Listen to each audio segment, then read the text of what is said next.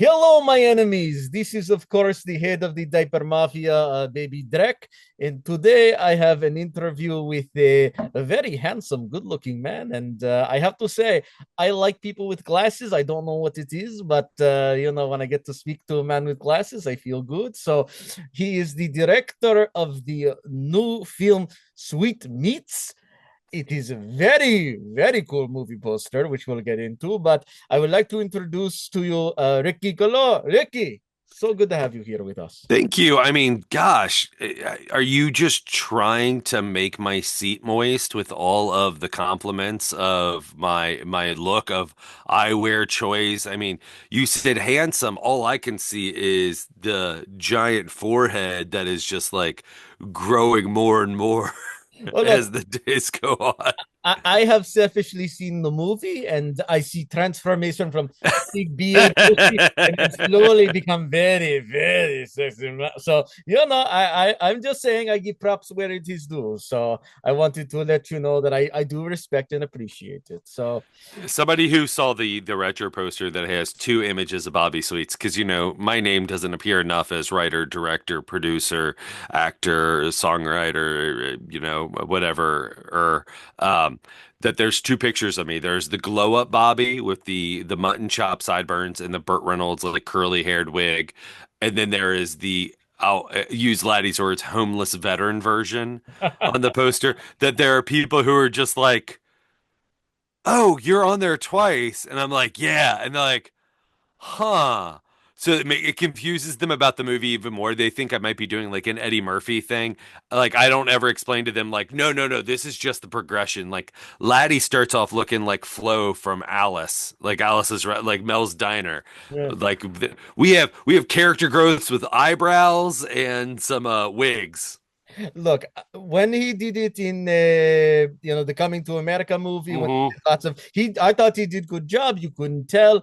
Once he got into Nutty Professor, it just kind of felt a little lazy, to be honest with you. But I saw film. You do not play every role. You do not No. play woman's wig and then put on other things. You are obviously one of the stars of the film, but you do have a very interesting cast, which I was very happy with. But curiosity, so Sweet Meats for those who have not seen the movie yet, but maybe saw the very cool poster with the pig and the pink. What is Sweetmeats? Sweetmeats is it is the dynasty of one of the biggest fast food restaurant chains in America. Not our America, some other America in a galaxy far, far away in a parallel universe where they, as Laddie Grook, who is our conduit to like a Lady Macbeth character in this. Weirdly, again, it's not the 70s, but because the whole movie is done Princess Bride style in like a children's golden leaf book about this. Kenny Rogers, character of sorts, meets like Ronald McDonald. Um, he has a restaurant that is called Sweetmeats, and he's a country music legend. And together, him and his wife, like a Rosalind Carter Cash, or a Tammy Faye Baker, kind of wife, really sets him on the path of finding success in this multi-million dollar restaurant and this country music career. But we find out that the only reason that this has actually even come to fruition is because they found out that the sweetest and the cheapest meat for a no-name low podunk restaurant is people. I mean, I'm not going to confirm or deny if I knew that already from personal experience, but you got to add a little something to it. But it sounds very interesting. I'm curious because you mentioned music. Is the movie what made you decide to do this type of movie with a country music with it? Because I feel like, especially with Troma, Poltergeist, there's a number of films where it presents itself as like horror, but then you get this musical aspect to it. I'm curious what made you want to do that marriage.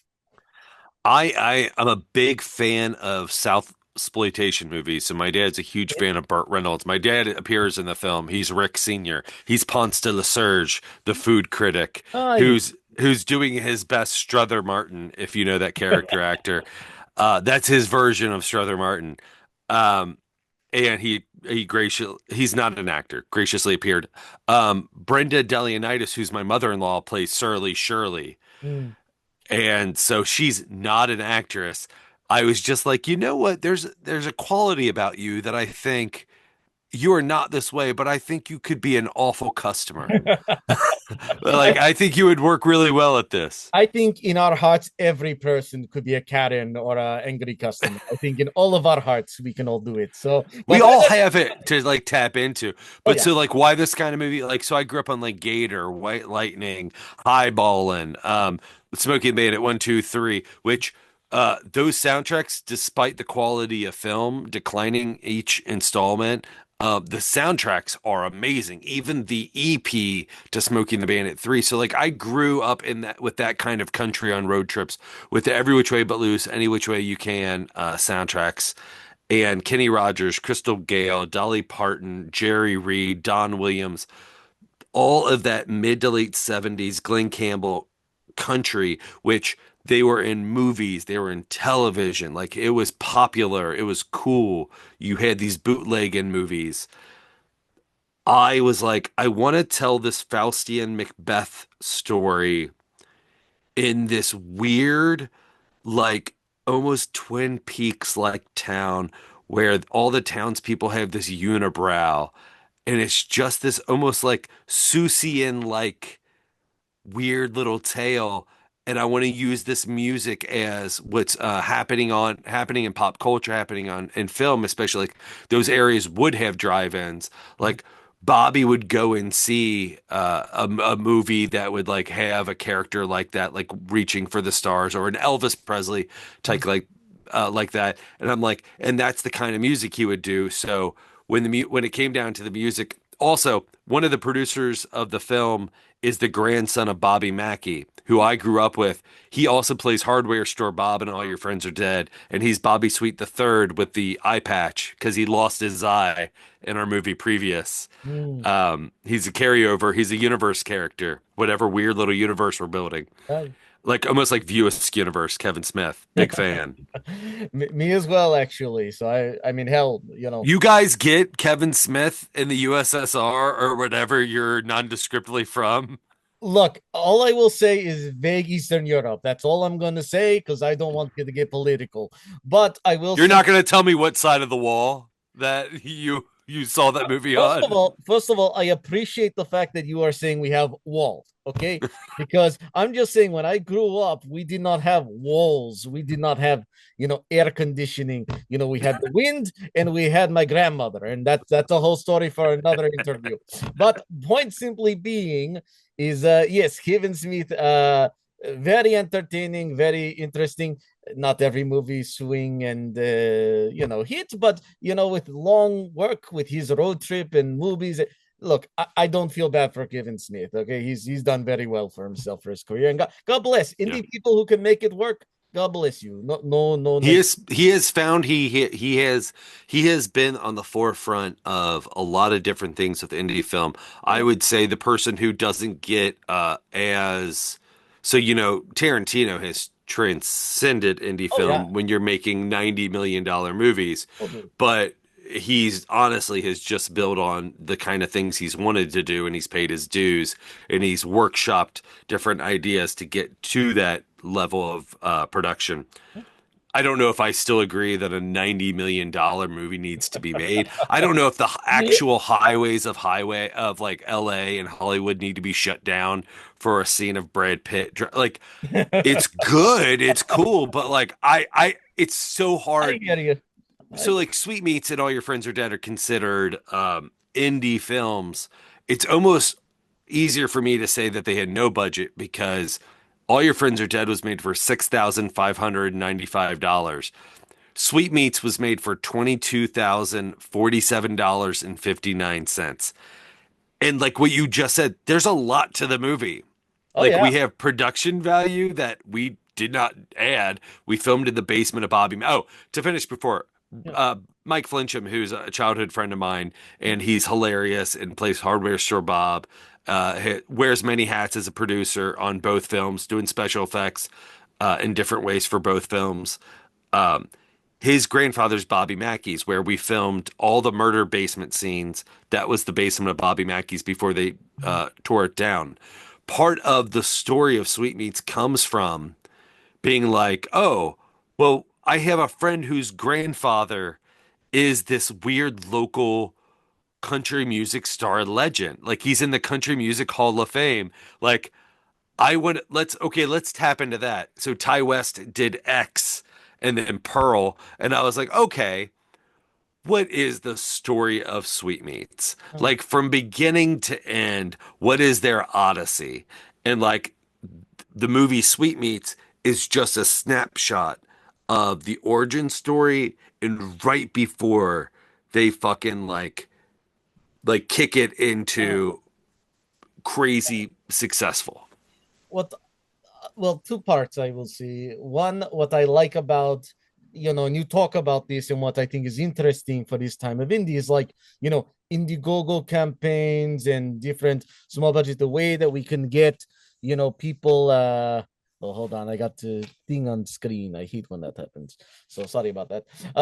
But no, because people can invest right away, they get the credit, they get whatever. But And so the person I wanted to mention before was Robert Rodriguez, where I don't think so he just finally did an audio version of his book, Rebel Without a Crew. If anybody has thought about making independent film, please listen to that, read that. He is the person that is still like a Kevin Smith. He just unveiled that you can do an investment. You can start investing in his movies, so it's a little scary. So Eli Roth and Robert Rodriguez just in the past 2 weeks unveiled that you can start investing and helping them crowdfund their stuff. And then me and Nick Hyance of NKY Films are just like, we're fucked. Like they're taking. So we're gonna have to find investors now who like already what we're doing to see if they'll come on board without it being necessarily always a crowd fund. but I think you will, in all honesty, because there are people, and that's kind of the nice thing about these type of projects. Well, if it interests you, you invest, and then depending on how much the budget was, you can hopefully make some of it back, depending on where you do the showings and how many people buy the products. And we could get into a whole deep dive about indie films, and also just shout out to Lloyd Kaufman, head of Troma Entertainment. He has several books on how to do independent films, and some of them are very, very helpful, still relevant today. So I did want to give him a quick shout out. But I want to go back to the movie for a minute. So you have this great music. I know when I saw the poster for the first time, I really grabbed onto it, then learned about the music and things like that. I'm curious, you go and decide to do the eating of the people. You have a balance of, I would say, this storytelling in the beginning, and then the more gory, but it's not like balls to the wall bloodshed or anything. It's very precise, it's very delicate, which I actually like. I think it's more realistic. But I'm curious, when it came to that, what made you want to go with the horror elements? And also, just quickly, I happen to love Laddie out of the characters, because I like she's strong woman. She gets what she wants. She does what she wants.